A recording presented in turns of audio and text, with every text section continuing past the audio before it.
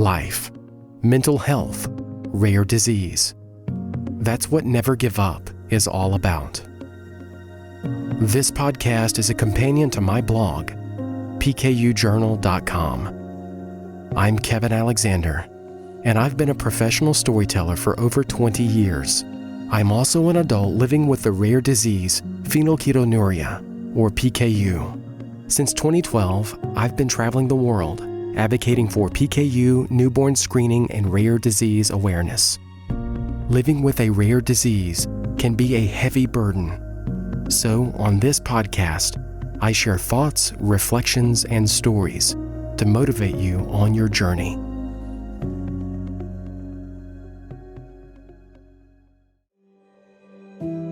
Sometimes, things don't work out the way we plan them.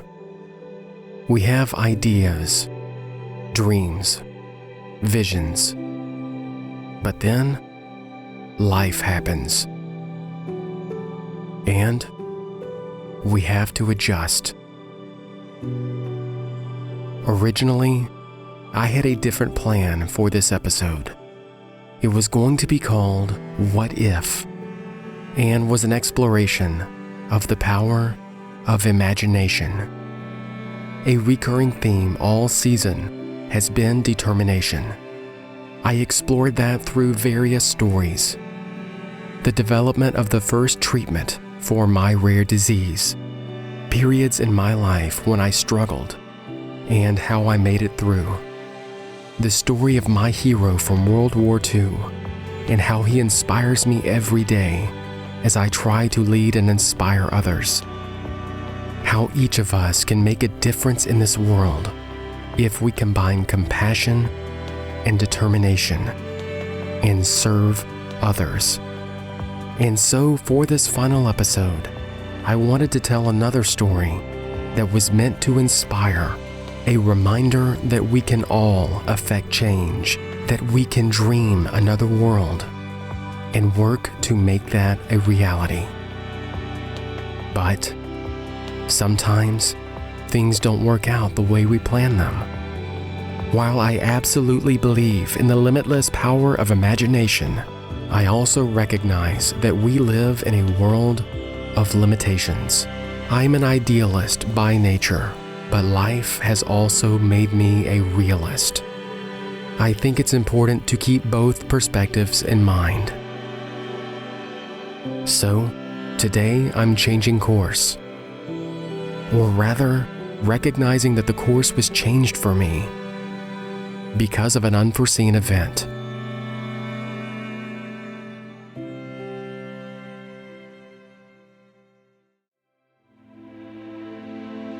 I can be stubborn.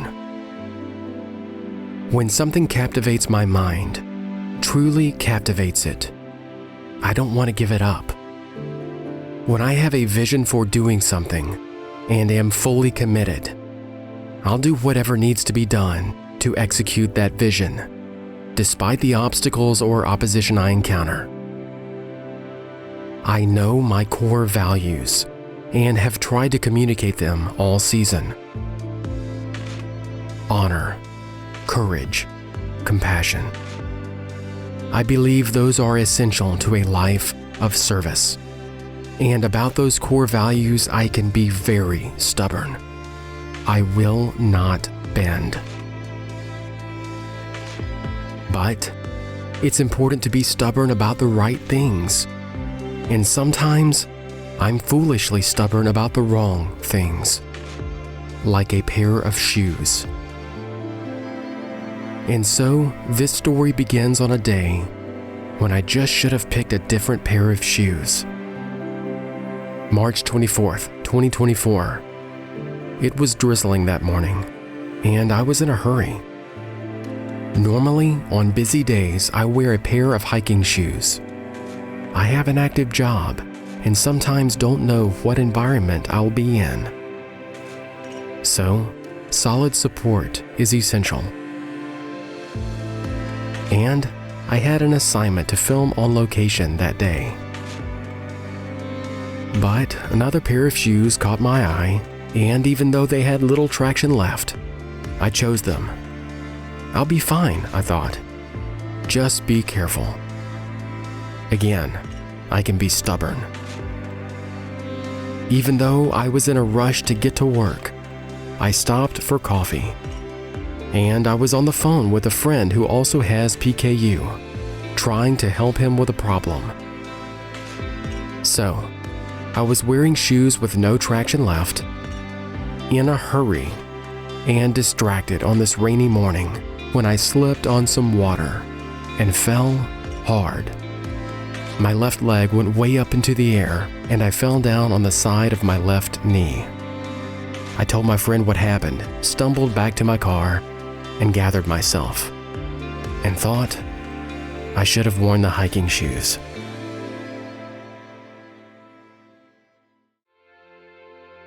The timing couldn't have been worse. It was the week I began production of this season, and at first, I didn't think it would present that much of a challenge to keep going. Because I went to an emergency clinic, got an X-ray, and was told it was probably just a sprain. I got some crutches and thought, I'll just walk it off. Later that week, I began the recording process for this season. The studio is designed to record while standing up, and I did that but wasn't comfortable. So I thought to myself, I'll sit on a stool for the next one. Well, a few days later, I followed up with an orthopedic surgeon to make sure I was okay. He ordered another X-ray and an MRI, and it turns out I didn't just sprain my knee. I fractured my tibia plateau, that place where the shin bone connects to the knee. 2 months of recovery, physical therapy, and for a while, I was wearing a knee brace and using crutches. Because I was too stubborn. And because I was trying to do too much. At first I thought, okay, I can still keep doing what I'm doing. I just need to modify. I can record voiceovers and edit while sitting. But what I didn't appreciate is how much your routine can change with an injury like this. Everything becomes more of an effort when you're constantly in pain. So, for the next couple of weeks, I tried to power through it. I kept working on the podcast, which was my #1 priority, but I didn't cut back on anything else. Now, I'll be honest, there's a lot of my advocacy work that I share with you. I do that to encourage or inspire others to find their way in advocacy. But there's a lot that I don't share and never will. These are experiences based on private conversations with people in my rare disease community. And I have a simple philosophy. If someone reaches out to me and asks for help, I'm going to do whatever I can to help them, even if it's just resharing what they are doing on social media. I consider it a great privilege, honor, and responsibility to talk with people affected by PKU and other rare diseases. And that is the foundation of my advocacy work. Not traditional media, not social media, but connecting with individuals and helping them. I talk with people all the time and absolutely love it. I kept doing this after my injury while trying to produce this season and also balancing my personal and professional lives. And it was just too much. Why can't I accept this? You have to take care of yourself first if you ever hope to care for others. It's now Monday, March 25th. At least, that's when I'm writing this. On Friday, I shared on social media that I'm taking a break to focus on my recovery and finishing this season. physical therapy begins this week, and I only have the bandwidth for two things right now: not giving up on this show, and, more importantly, my health. Because this isn't just about my physical health, it's about my mental health also. I have been constantly busy for the last 6 months. Work, this podcast, social media, committee meetings, advocacy projects. It's been one thing after another, after another, after another, with no break. There's something I said in season 1, when we treat ourselves as machines that will never break down, and not human beings who need rest to thrive, we are speeding toward a cliff. Well, I see the cliff, and I'm backing away. And for me, that means spending less time on social media, at least for now. Not taking on new advocacy projects, at least for now. I've been working on this season, off and on, since last fall, while dealing with work, life, and advocacy. So, I'm remembering that life comes in seasons. It's okay. It's natural to pace yourself. Humans are not unbreakable machines. Our bodies and our spirits can be broken, and living as if that isn't a reality is a recipe for disaster. I'm listening to my body and my mind, and for the present moment, choosing to heal and recover so that later I will be ready to serve again.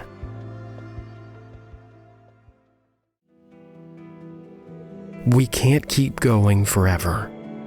That seems self-evident. But if we're honest, we do everything we can in life to deny it. Modern society is built on the idea that we are machines, that we can always keep going no matter what. And while determination and perseverance are the foundation of this idea of never giving up, that's just one side of reality. The other side is that we are frail human beings. We have our limitations, and the most obvious limitation is death. That's not something we discuss in private or in public conversations very much. We do everything we can to avoid it, and we avoid those who remind us of it. But on this podcast, I am committed to talking about all of life. Light and shadow, joy and pain, life and death. It's reality. We are all born, and we will all die. And in between, we try to remember the beauty and fragility of life. We go throughout our day an accumulation of experiences that are often mundane, and we speak and act without considering the bigger picture of life until something wakes us up to reality. For me, it was this knee injury. It was a reminder that I need to slow down, take care of myself, and accept my limitations. I've shared that I hate nighttime and don't sleep well, and that's because I keep myself so busy at all times so I don't have to remember pain when everything is still and quiet. I keep moving constantly. I stay busy. It's not productivity, it's hyper-vigilance. But I can't keep moving. I can't ignore this pain. A broken bone just hurts. As you get older, not as easy to recover from, and I'm not as young as I used to be. So I'm feeling this, all of it.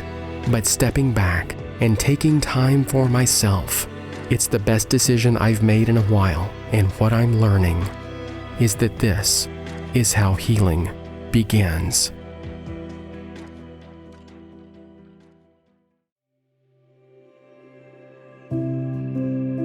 All season long, I've been sharing stories about determination. How do we keep going when life presents us with challenges that seem insurmountable? How do we keep going when all hope seems lost? I believe, passionately, that no matter how dark it gets, there is always hope. And I've tried to show that through the various stories I've shared this season. Some were stories from my life, and some were from history. But the purpose of sharing them all was to encourage and inspire you in your rare disease experience, and to perhaps stir our imaginations to envision a different world for all of us. Every day, across the world, people in our community speak up. They share their stories. They fight for what they believe in. It's a community we belong to. If you're affected by a rare disease, if you have it, care for someone who does, or have dedicated your life to serve us, you belong. You are one of us. Because we can't achieve greatness without you. Yes, we have boundaries, limitations to what we can do or accomplish, and we have to learn how to accept those, that they are part of our reality. But we also strive every day to lift those limitations and create a better future for ourselves, for those we love, and for future generations. There's something I've shared before. In the first episode of this season, I reflected on my trip to the ESPKU conference and told the story of the development of treatment for PKU. What began as a reflection on my rare disease community has evolved. This is now how I see the rare disease experience. It's something I will keep saying. Rare disease life has no borders. We are one global community, and we are all in this together. What if we really believed that? What if it transformed our hearts and minds? What if it wasn't just a slogan, but a creed, something we live by? I'm not there yet, but I'm trying. I'm trying to overcome previous life experiences and my natural tendency to isolate myself. I'm trying to develop relationships and engage with my community. I'm trying to accept my story and lead others by example. I'm not there yet, but I'm trying. And I find that having something to guide my thoughts, something that I might believe intellectually, but don't always practice, it helps me slowly transform. And maybe, just maybe, I'll never, never, never give up.